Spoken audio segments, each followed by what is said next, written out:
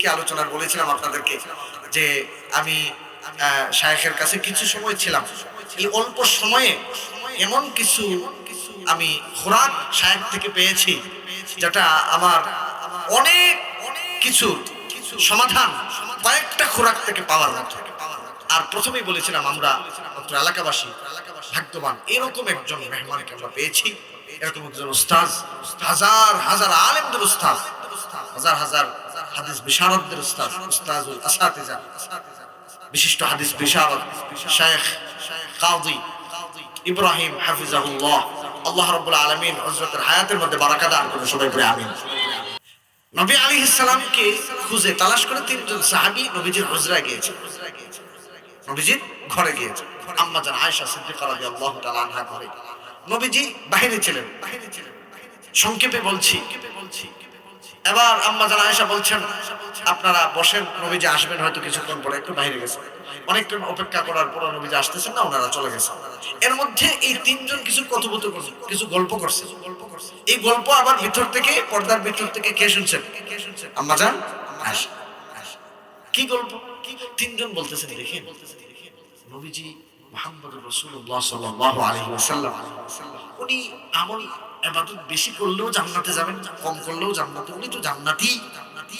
কিন্তু আমাদেরকে জান্নাতে যেতে হলে আমাদেরকে তো ইবাদত বেশি করা লাগবে।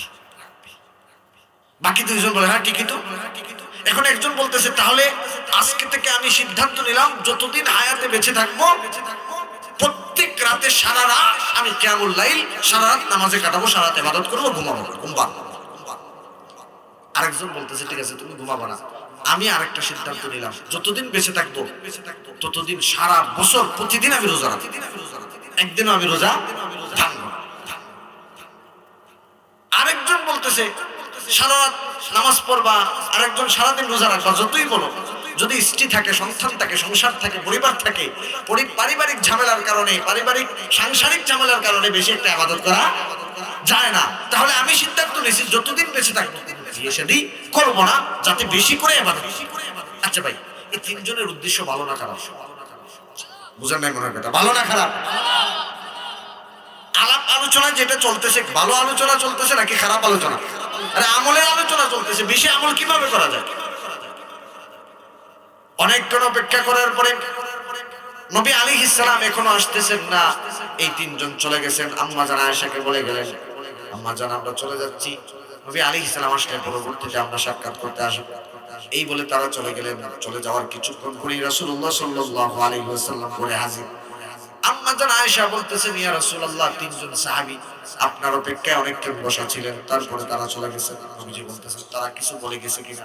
আম্মা জান বলতেছেন না, কিছু বলে যায় নাই, তারা পরবর্তীতে সাক্ষাৎ করবে, তবে হুজরার মধ্যে বসে কিছু আলাপ করছে, এটা আমি শুনছি। নবীজি বলতেছেন কি আলাপ করেছে?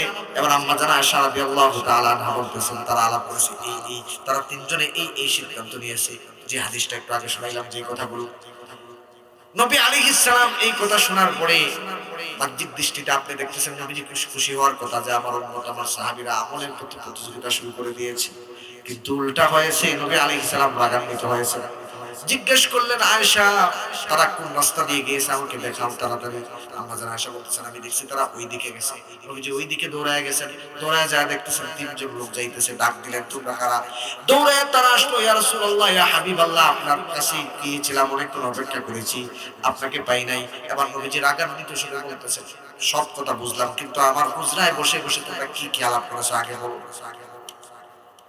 এই তিনজনের ভিতরে তো ভয় ঢুকছে, কি করে ইয়া রাসূলুল্লাহ আম্মা জানের সাথে আমরা কোনো বেয়াদবি করি নাই, বিশ্বাস করে। আরে কি বলেছো সেটা বলো। তখন তারা বলে আমরা এই কথা বলেছি। নবী আলাইহিস সালাম বলতেছেন আমার থেকে বেশি পরহেজগার হওয়ার চেষ্টা করবা না। আমি রাসূলুল্লাহ সাল্লাল্লাহু আলাইহি সাল্লাম সারা রাত ইবাদত করি না, কিছু ঘুমাই কিছু ইবাদত করি, সারা বছর রোজা রাখি না, মাঝে মধ্যে রোজা রাখি, মাঝে মধ্যে রোজা ভাঙ্গি। রমাদানে তো পুরাটাই বাকি 11 মাস। আর তুমি বলছো বিয়ে করবা না। আরে আমার তো এই মুহূর্তে রানিং 9 জন স্ত্রী আছে। কয়জন? তাহলে আমি রাতে ঘুমাইও ইবাদত করি, আমি সিয়াম পালন করি, আবার সিয়াম ভাঙ্গি, রোজা ভাঙ্গি। আমি বিয়েও করেছি, সংসার করেছি, আমার সন্তান আছে, আমার স্ত্রী আছে, সবকিছু থাকার পরেও আমি জান্নাতে গেলে তোমরা সবকিছু বাদ দিয়ে নয়, বরং আমার সিস্টেমেই তোমাদেরকে জান্নাতে যাওয়া লাগবে। সুবহানাল্লাহ বলবেন না? এটাই প্রথম নির্দেশনা, লা তুকাদ্দিমু বাইনা ইয়াদাইল্লাহি ওয়া রাসূলিহি ওয়াত্তাকুল্লাহ। আর আল্লাহ এবং রাসূল যে সীমারেখা দিয়েছেন তার বাইরে তোমরা যেও না। সূরাতুল হুজুরাতের 2 নম্বর নির্দেশনা আল্লাহ রাব্বুল আলামিন এবার বলতেছেন, ইয়া আইয়ুহাল্লাযীনা আমানু লা তারফাউ আসওয়াতাকুম ফাওকা সাওতিন নবী ওয়া লা তাজহারু লাহু বিল কওলি কাজাহরি বা'দিকুম লিবা'দিন আন তাহবাতা আমালুকুম ওয়া আনতুম লা তাশউরুন। আল্লাহ রাব্বুল আলামিন এবার সকল ইমানদারদেরকে উদ্দেশ্য করে বলতেছেন, লা তারফাউ আসওয়াতাকুম ফাওকা সাওতিন নবী। হে ইমানদারেরা, সূরাতুল হুজুরাতের 2 নম্বর সবক পড়ো। তোমরা নবী আলাইহিস সালামের সামনে তোমাদের আওয়াজ যাতে নবীজির আওয়াজ থেকে বড় না হয়। সুবহানাল্লাহ বলবেন না? এটার একটা শানে নজর আছে। বনু তামিম গোত্রের প্রতিনিধি নবী আলাইহিস সালাম বানাবেন। আবু বকর সিদ্দিক রাদিয়াল্লাহু তাআলা আনহু দাঁড়িয়ে বলতেছেন, ইয়া রাসূলুল্লাহ, উনাকে দাও। ওমর ইবনে খাত্তাব রাদিয়াল্লাহু তাআলা আনহু দাঁড়িয়ে বলতেছেন, না, উনাকে দাও। এক পর্যায়ে কথাবার্তা বলতে বলতে আওয়াজটা একটু বড় হয়ে গেছে। কি হয়ে গেছে? বড় হয়ে গেছে। নবীজির আওয়াজ থেকে তাদের আওয়াজটা একটু উচ্চ হয়ে গেছে। আরশ থেকে আল্লাহ সহ্য করতে পারেন নাই, আয়াত নাযিল করে বলতেছেন, সাবধান, আমার নবীর আওয়াজের চেয়ে যাতে তোমাদের আওয়াজ বড় না হয়, তোমাদের আওয়াজ যাতে নিচে থাকে। আর যদি আমার নবীর আওয়াজের থেকে তোমাদের আওয়াজ যদি উচ্চ হয়ে যায়, বড় হয়ে যায়, আনতাহবাতা আমালুকুম, তাহলে জেনে রাখো তোমাদের অতীতের সব আমল বরবাদ হয়ে যাবে। সবাই বলি নাউযুবিল্লাহ। আচ্ছা, নবী আলাইহিস সালাম আজকে দুনিয়াতে আসতেন, আমাদের সামনে উপস্থিত আছেন? নাই। তাহলে আয়াত কিটা বাতিল হয়ে গেছে নাকি আয়াত এখন আছে? ভাই, আজকে নবীজি নাই, নবীজির উত্তরাধিকারীরা আছেন, উলামায়ে কেরাম আছেন, মুরব্বিরা আছেন, বড়রা আছেন। তাদের সামনে উচ্চবাচ্য করা যাবে না। আজকে গ্রামে, আপনাদের নিশাপত এলাকায় নাই, কিন্তু বিভিন্ন গ্রামে এরকম আছে, দেখবেন মুরব্বির চেয়ে আপনার এই যে বাস থেকে সিঙ্গল মোটা বলে না, মুরব্বির চেয়ে দেখবেন স্যাংরাদের পাওয়ার পাঞ্জাতে মিটিং এ বসলে মুরব্বি যতটুকু না আওয়াজে কথা বলে, দেখবেন একটা বাচ্চা তার চেয়ে বড়, না এটা হবে না, এটা মানি না। আপনাদের গ্রামে নাই আর কি, অন্যান্য জায়গায় এরকম আছে না? বাবা মায়ের সাথে কিভাবে কথা বলতে হবে, এখান থেকে সবক নেওয়া। 2 নম্বর নির্দেশনা। 3 নম্বর নির্দেশনা আল্লাহ রাব্বুল আলামিন বলেছেন, ইয়া আইয়ুহাল্লাযীনা আমানু ইন জাআকুম ফাসিকুন বিনাবাইন ফাতাবাইয়ানু আন তুসিবু কওমান বিজাহালাতিন ফাতুসবিহু আলা মা ফাআলতুম। এবার আল্লাহ রাব্বুল আলামিন ঈমানদারদেরকে উদ্দেশ্য করে সূরাতুল হুজুরাতের 3 নম্বর সবক দিতেছেন। শুনো, তোমাদের কাছে যদি কেউ কোনো সংবাদ নিয়ে আসে, কোনো খবর নিয়ে যদি আসে, তাহলে তোমরা সেটা যাচাই বাছাই ছাড়া তোমরা গ্রহণ করবে না, তোমরা সিদ্ধান্ত নিবা না। যাচাই বাছাই ছাড়া তোমরা সেটা প্রচার করবে না। সুবহানাল্লাহ। আজকে আপনি ফেসবুক চালাইতেছেন, ফেসবুক টিপতেছেন, হঠাৎ করে দেখছে একটা ভিডিও আসছে একজনের বিরুদ্ধে, যাচাই নেই বাছাই নেই, কনফার্ম না হয় ডাইরেক্ট শেয়ার। আল্লাহ বলছেন এটা দেওয়া যাবে না, আগে যাচাই করো। আপনি বসে আছেন নিশাপুর গ্রামের রাস্তার মুখে, একজন এসে বলতেছে, ভাই জানেন নি বলে কি অমুকের ছেলে তো এটা কোথায় লিখছে, আপনি আর যাচাই করলেন না, ডাইরেক্ট এটা আপনিও প্রচার শুরু করে দিলেন। এক বেচারি মহিলা মানুষ, তার একটা বাচ্চা হয়েছে, কালো। একটা উদাহরণ দিয়ে, এখন পাশের বাড়ির মহিলা এসে দেখতেছে যে বাচ্চাটা কালো, সে যায় আরেকজনের সাথে গল্প করে, আরে অমুক ভাবির করে একটা বাচ্চা হয়েছে, একবারে কালো। উনি যায় আরেকজনের সাথে বলতেছে একবারে কাউয়ার মতো কালা। আরেক মহিলা কি বলতেছে, কাকের মতো কালো। ওই মহিলা যায় আরেকজনকে বলতেছে যে অমুক ভাবির করে শুনছে একটা কাকের বাচ্চাই হয়েছে। যাইতে যাইতে কই দিকে গেছে দেখছেন? এখন তো সারা গ্রামে ছড়ায় গেছে অমুক ভাবির করে কি হয়েছে, কাকের বাচ্চা, কাউয়ার বাচ্চা হয়েছে। এখন গ্রামের মানুষ ওই বাড়িতে ভিড় জমাইছে যে কাউয়ার, মানুষের করে আবার কাউয়া কেমনে হয় দেখতে আইছে। আয়া দেখে না, কাউয়া তো না, একটা ছেলে কালো আর কি, বাকি একটা ছেলে। তখন বলতেছে ব্যাপার কি, এখন খুঁজে দেখতেছে, এইভাবে কথা বলতেছে। ভাই, নিশাপুর গ্রামে এরকম অপপ্রচার নাই, না থাকলেও অন্যান্য জায়গায় এরকম আছে না? নাই, আছে। আল্লাহ নিষেধ করেছে। সামনে কিছু পড়লে শেয়ার করবেন, প্রচার করবেন, সিদ্ধান্ত নেবেন না। আগে কি করতে হবে? যাচাই বাছাই করা লাগবে, কনফার্ম হওয়া। তাহলে কয় নাম্বার নির্দেশনা গেল? কি কথা বুঝতেছেন না নাকি? কয় নাম্বার গেল? এই যে শুধু বাচ্চারা জবাব দিতেছে, মাদ্রাসার ছাত্র, আপনারা দেন পিছন থেকে। কয় নাম্বার গেল? 3 নাম্বার। ভাষা 4 নাম্বার নির্দেশনা। আল্লাহ রাব্বুল আলামিন আবার বলতেছেন, ইন্নামাল মুমিনুনা ইখওয়াতুন ফাআসলিহু বাইনা আখাওয়াইকুম। হে দুনিয়ার ঈমানদাররা শোনো, তোমরা যারা ঈমানদার আছো, এক তোমাদের ঈমানদারদের মধ্যে সম্পর্ক হলো তোমরা পরস্পর ভাই ভাই, পরস্পর ভাই। ফাআসলিহু বাইনা আখাওয়াইকুম, এবার তুমি তোমার ভাইকে সংশোধন করে দাও, তোমার ভাইয়ের মধ্যে ইসলাহ করে দাও, সমাধান করে দাও, মীমাংসা করে দাও। খেয়াল করে শুনবেন কথাটা। এই পয়েন্টে এসে আমাদের অবস্থা একদম খারাপ, নাজুক অবস্থা। নবী আলাইহিস সালাম, আল্লাহ রাব্বুল আলামিন বলেছেন মীমাংসা করে দাও। কিন্তু আমাদের সমাজে একটা ঝগড়া যদি লাগে, বিবাদ যদি লাগে, এই বিবাদের মধ্যে কেরোসিন ঢেলে যাতে আগুন বাড়ায় দেওয়া যায়, এরকম কিছু লোক সমাজে আছে না? দুইজনের মধ্যে ঝগড়া চলতেছে, দেখা যায় ওনার কাছে যাইয়া ওর কথা বলে, ওনার কাছে যাইয়া ওনার কথা বলে। এরকম নাই? ঝগড়া বাড়ায় দেয়। এরকম কথা বলেও নাই, তারপরে যা লাগায় যে অমুক তোমার বিরুদ্ধে কথা বলবো। অথচ নবী আলাইহিস সালামের একটা স্লোগান ছিল, হুজুর বসা আছেন, যে ইযহাবু বিনা নুসলিহু বাইনাহুম। নবীজি বলতেন যে যেখানেই সমস্যা, যেখানেই বিভেদ, যেখানেই ঝগড়া, যেখানেই দ্বন্দ্ব, আমাকে সেখানে নিয়ে যাও, আমি রাসূল তাদেরকে মীমাংসা করে তাদের দুইজনকে মিলায় দেব। সুবহানাল্লাহ। নবীজির মিশন ছিল ইযহাবু বিনা নুসলিহু বাইনাহুম, আমাকে নিয়ে যাও তাদের কাছে, আমি মীমাংসা করে দেব, আমি সমাধান করে দেব। এবং নবী আলাইহিস সালামের জীবনে মীমাংসার সমাধানের ইতিহাস অনেক।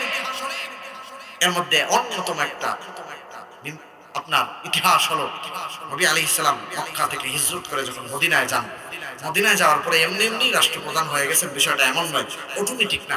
এখানে নবী আলাইহিস সালামের অবদান আছে। মদিনার পূর্ব নাম ছিল ইয়াসরিব। নাম কি ছিল? সবাই কথা বলা লাগবে, নাম কি ছিল? ইয়াসরিবের অনেক অর্থ আছে, এর মধ্যে একটা অর্থ হলো জঞ্জাল। জঞ্জাল বুঝেন না মনে হয়, যে আমার করে যে জঞ্জাল, জঞ্জাল বুঝছেন এখন? ইয়াসরিবের একাধিক অর্থের একটা অর্থ হলো জঞ্জাল, যেই জায়গার নামটাই হলো জঞ্জাল। সেখানের বৈশিষ্ট্য কি ছিল? এখানে 2টা গোত্র ছিল, একাধিক গোত্রের মধ্যে বড় বড় 2টা গোত্র ছিল, একটা আউস এবং খাজরাজ। এই 2 গোত্রের মধ্যে 250 বছর যাবত তাদের মধ্যে একটা জঞ্জাল, একটা ঝামেলা চলতেছে। এই 250 বছরের ভিতরে লাখ লাখ মানুষ উভয় পক্ষে মারা গেছে। এবং এই ঝামেলা, এই দ্বন্দ্বটার সূচনা ছিল এক গোত্রের বকরি আরেক গোত্রের একটা ফসল খাইছিল, এটার উপরে ভিত্তি করে এই 2 গোত্রের মধ্যে ঝামেলা বাঁধে। এই ঝামেলা যায় কতদিন? 250 বছর। মারা যায় কতজন? লাখ লাখ মানুষ মারা গিয়েছে এই একটা বিষয়কে কেন্দ্র। কত সালিশ পড়েছে, কত বিচারক পড়েছে, কাজ হয় না। নবী আলাইহিস সালামের কাছে যখন এই সংবাদ পৌঁছালো, নবীজি বলতেছেন ইযহাবু বিনা নুসলিহু বাইনাহুম, আমাকে নিয়ে যাও তাদের কাছে, আমি তাদেরকে সমাধান করে দেব। এবার নবী আলাইহিস সালামকে ইয়াসরিব নেওয়া হলো, ইয়াসরিব গেলেন, হিজরত করে চলে গেলেন। এবার আওস এবং খাজরাজের উভয় পক্ষের নেতৃস্থানীয় লোকদেরকে নিয়ে বসলেন। নিমিষেই 2 গোত্রের এই 250 বছরের বেঁধে যাওয়া দ্বন্দ্বের মীমাংসা নবী আলাইহিস সালাম 2 গোত্রের মধ্যে করে দিলেন। সুবহানাল্লাহ। এইভাবে অসংখ্য অগণিত দ্বন্দ্বের মীমাংসা করেছেন মুহাম্মদুর রাসূলুল্লাহ সাল্লাল্লাহু আলাইহি ওয়াসাল্লাম। এটাই আল্লাহ তাআলা কয় নাম্বার সবক? 4 নাম্বার সবক। আসলিহু বাইনা আখাওয়াইকুম, মীমাংসা করে দাও। আরে নবী আলাইহিস সালাম সাহাবায়ে কেরামদেরকে বলেছেন, তোমাদেরকে এমন কোন আমলের কথা বলবো যেটা নামাজ থেকে, রোজা থেকে, হজ থেকে, সবকিছু থেকে যেটার মূল্য আল্লাহর কাছে অনেক বেশি, যেটার সব অনেক বেশি। সাহাবায়ে কেরাম অবশ্যই অবশ্যই অবশ্যই। তখন রাসূল সাল্লাল্লাহু আলাইহি ওয়াসাল্লাম বলতেছেন, তোমাদের 2 জন ভাইয়ের মধ্যে যদি দ্বন্দ্ব থাকে, সেই মীমাংসা যদি করে দাও, এই 2 জন ভাইয়ের দ্বন্দ্বের মীমাংসা করা নামাজ, রোজা, হজ, যাকাত সব ইবাদত হচ্ছে আল্লাহর কাছে প্রিয় ইবাদত। সুবহানাল্লাহ। আর হাদিসে আসছে 80 বছর ইবাদত করলে যত সব, 2 জন ভাইয়ের মধ্যে দ্বন্দ্বের মীমাংসা করে দিলে এর চেয়ে আরো বেশি। সুবহানাল্লাহ বলবেন না? তাহলে 4 নম্বর কর্মসূচি কি সূরাতুল হুজুরাতের কি করে দেওয়া, মীমাংসা করে দেওয়া, মিলিয়ে দেওয়া। 5 নম্বর আল্লাহ রাব্বুল আলামিন দিয়েছেন, ইয়া আইয়ুহাল্লাযীনা আমানু লা ইয়াসখার কওমুম মিন কওমিন আসা আন ইয়াকুনু খায়রাম মিনহুম ওয়ালা নিসাউম মিন নিসাইন আসা আন ইয়াকুননা খায়রাম মিনহুম। আল্লাহ রাব্বুল আলামিন বলতেছেন, তোমাদের মধ্য থেকে কোন পুরুষ যাতে আরেকজন পুরুষকে যাতে প্রতিপন্ন করে কথা না বলে, তুচ্ছ-তাচ্ছিল্য না করে। তোমাদের মধ্য থেকে একজন মহিলা যাতে আরেকজন মহিলাকে তুচ্ছ-তাচ্ছিল্য করে কথা না বলে, হতে পারে তোমার চেয়ে তার সম্মান আল্লাহর কাছে আরো অনেক বেশি। আজকে তুচ্ছ-তাচ্ছিল্য করে কথা বলা, একটা ইন্টারন্যাশনাল একটা জরিপ আপনাদেরকে শোনাই। ইন্টারন্যাশনাল আন্তর্জাতিক একটা জরিপ বলতেছে যে বর্তমানে বিশ্বব্যাপী অনেক বাচ্চারা লেখাপড়া ছেড়ে দিচ্ছে, অনেক বাচ্চারা লেখাপড়া করতে পারতেছে না, লেখাপড়া ছেড়ে দিচ্ছে। এর মধ্যে প্রায় 70% বাচ্চা তারা লেখাপড়া বাদ দিচ্ছে শুধুমাত্র তুচ্ছ-তাচ্ছিল্য করার। এরকম আছে না? তুচ্ছ-তাচ্ছিল্য করছে বেচারা, আল্লাহ তাআলা বানাইছে তো একটু খাটো, তার নাম দেখি বাটকু দেখি দেন, বেচারা একটু কালো নাম দে কালিয়া, একটু মোটা বলে মুটকু, একটু চিকন নাম দেয় চিকন আলী। এক পর্যায়ে দেখা যায় এই বাচ্চা মাদ্রাসায় বা স্কুলে যেতে চায় না। আল্লাহ রাব্বুল আলামিন এই পরামর্শ দিয়েছেন তুচ্ছ-তাচ্ছিল্য করার কথা না বলে। এবার আল্লাহ রাব্বুল আলামিন 6 নম্বর বলেছেন, ওয়ালা তালমিজু আনফুসাকুম, একজন আরেকজনকে বিদ্রূপ করবা। দেখেন কি সুন্দর চমৎকার নির্দেশনাগুলো আল্লাহ রাব্বুল আলামিন দিচ্ছেন। তারপরে 7 নম্বর আল্লাহ রাব্বুল আলামিন বলছেন, ওয়ালা তানাবাজু বিল আলকাব, মানুষকে উপনামে ডেকো না, নাম বিগ্রানু। তার নাম হলো আব্দুল কুদ্দুস, আপনি ডাকলেন কুদ্দুসিয়া, নাউযুবিল্লাহি মিন যালিক, এইভাবে ডাকে কি ডাকে না? নাম বিগ্রানো হারাম। এভাবে নামকে বিক্রি মানুষের সামনে তাকে ডাকা হয়, পরে ওই ব্যক্তি কষ্ট পায়। কারণ এই আব্দুল কুদ্দুসের কাছে এই নামের সম্মান অনেক বেশি, অনেক বেশি। আমরা সবাই তাকবীর দিই, নারে তাকবীর, সবাই আওয়াজ দিয়ে নারে তাকবীর। প্রধান অতিথির আগমন, শুভেচ্ছার স্বাগতম নিশাপুরবাসীর পক্ষ থেকে। আলহামদুলিল্লাহ, আমি আর কথা বাড়াচ্ছি না। আমরা 7 নম্বর পর্যন্ত এসেছিলাম। আমি প্রথম দিকে আলোচনার বলেছিলাম আপনাদেরকে যে আমি শায়েখের কাছে কিছু সময় ছিলাম। এই অল্প সময়ে এমন কিছু আমি খোরাক শায়েখ থেকে পেয়েছি যেটা আমার অনেক কিছু সমাধান কয়েকটা খোরাক থেকে পাওয়ার মতো। আর প্রথমেই বলেছিলাম আমরা এলাকাবাসী ভাগ্যবান, এরকম একজন মেহমানকে আমরা পেয়েছি, এরকম একজন উস্তাদ, হাজার হাজার আলেমদের উস্তাদ, হাজার হাজার হাদিস বিশারদদের উস্তাদ, উস্তাদুল আসাতিজা, বিশিষ্ট হাদিস বিশারদ শায়েখ কাজী ইব্রাহিম হাফিজাহুল্লাহ। আল্লাহ রাব্বুল আলামিন হযরতের হায়াতের মধ্যে বারাকা দান করুন, সবাই বলে আমিন। যাই হোক, সিরিয়াল অনুযায়ী 7 নম্বরে চলে আসছি। 8 নম্বর হলো আল্লাহ রাব্বুল আলামিন বলছেন যে ইয়া আইয়ুহাল্লাযীনা আমানু, 8 নম্বর পরামর্শ দিচ্ছেন, ইজতানিবু কাসীরাম মিনাজ-জন্ন, তোমরা মন্দ ধারণা থেকে বেঁচে থাকো। আমরা ধারণা বশত মনে হয় ওকে ছেলে ওইদিকে যায় দেখছি, মনে হয় এটা, মনে হয় এটা, এরকম কুধারণা আমাদের সমাজে আছে না নাই? ইন্না বা'দাজ-জন্নি ইসম। 9 নম্বর হলো ওয়ালা তাজাসসু, আমি শুধু হেডলাইনগুলো বলতেছি। মানুষের দোষ তালাশ করে বেড়াবা আমাদের সমাজে আছে, গোয়েন্দাগিরি করে দোষ তালাশ করে, ব্যক্তিগত পার্সোনাল দোষ। কোন রকম যদি একজনের মোবাইলটা হাতে পায়, ডাইরেক্ট গ্যালারিতে যে দেখি তার মোবাইলের গ্যালারিতে তার বোন ফটোটা দেখা যায় কিনা, এরকম কুঅভ্যাস আমাদের সমাজে কিছু মানুষের আছে। তার মেসেঞ্জার চেক করে, এগুলো নিষেধ। একজন মানুষের পার্সোনাল বিষয়ে আপনি খোঁজাখুঁজি করবেন, তালাশ করবেন, তার দোষ তালাশ করে বেড়াবেন, তার দোষ কিভাবে পাওয়া যায়, তার দোষ পেয়ে তাকে সমাজে কিভাবে অপদস্থ করা যায়, লাঞ্ছিত করা যায়, এরকম চিন্তা চেতনা যদি আপনার থাকে, আল্লাহ রাব্বুল আলামিন নিষেধ করেছেন এবং এটা ইসলাম হারাম করেছে। সর্বশেষ ওয়ালা ইয়াগতাব বা'দুকুম বা'দা, একে অপরের গীবত করা যাবে না। অত্যন্ত ভয়াবহ একটি পাপ গীবত, অত্যন্ত ভয়াবহ। আল্লাহ রাব্বুল আলামিন প্রশ্ন করছেন, আইয়ুহিব্বু আহাদুকুম আইয়াকুলা লাহমা আখিহি, তোমরা কি মৃত ভাইয়ের গোশত খেতে পছন্দ করো, ভালোবাসো? ভাই, আপনার ভাই মারা গেলে ভাইয়ের গোশত দিয়ে আপনি গোশত দিয়ে তার গোশত এনে বুনা করে খেতে পারবেন? শুনেন, কুকুর মরা গরুর গোশত খায়, মরা ছাগলের গোশত খায়, শিয়াল মরা গরুর গোশত খায়, মরা ছাগলের মৃত ছাগলের গোশত খায়, মৃত মোরগের গোশত খায়, মাংস খায়, কিন্তু কুকুর কুকুরের গোশত খায় না। শিয়াল শিয়ালের গোশত কিন্তু খায় না, কারণ সে তার ভাইয়ের গোশত খেতে পারে না। মানুষ তো সেটা খেতে পারেই না। আল্লাহ রাব্বুল আলামিন সেইভাবে উপমা দিয়েছেন যেটা কুকুরও করে না, যেটা শিয়ালও করে।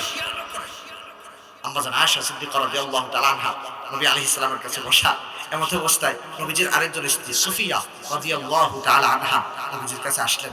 প্রয়োজনীয় কথাবার্তা শেষে চলে গেলেন। যাওয়ার পরে হয়তো বা নবী আলাইহিস সালাম প্রশংসা করেছেন যে সুফিয়া এই একটু প্রশংসা করেছেন, পারফেক্ট বা যে কোনো ভাবে প্রশংসা করেছেন। একটা সাময়িকভাবে আমরা সৃষ্টিগতভাবে আরেকজনের প্রশংসা সহ্য করা একজন মানুষের জন্য খুবই কষ্টকর।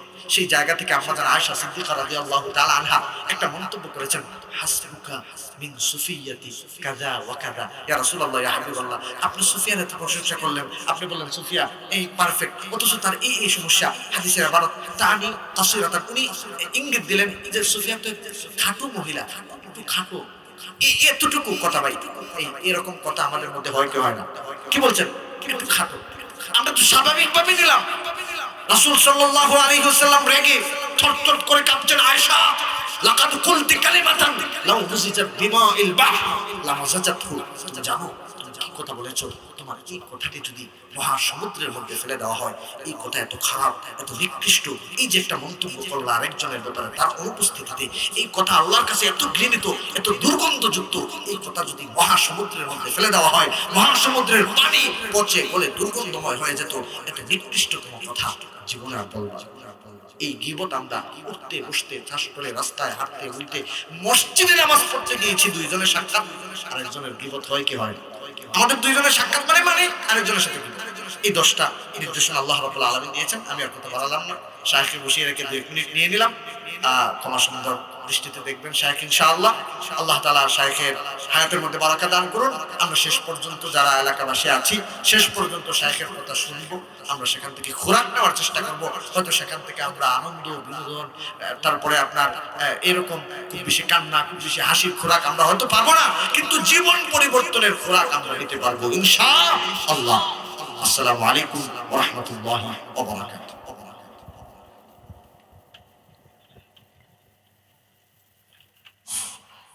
আলহামদুলিল্লাহ, আমরা এতক্ষণ আলোচনা শুনছিলাম হযরত মাওলানা রফিক বিন বদরুল হুদা সাহেবের কাছ থেকে। এলাকাবাসীর পক্ষ থেকে ওনাকে মোবারকবাদ। আমরা আশা করি, আল্লাহর কাছে দোয়া করি, আল্লাহ যেন ওনাকে নেক হায়াত দান করেন, আরো বেশি বেশি করে ইলমি জ্ঞান বিতরণ করতে পারেন।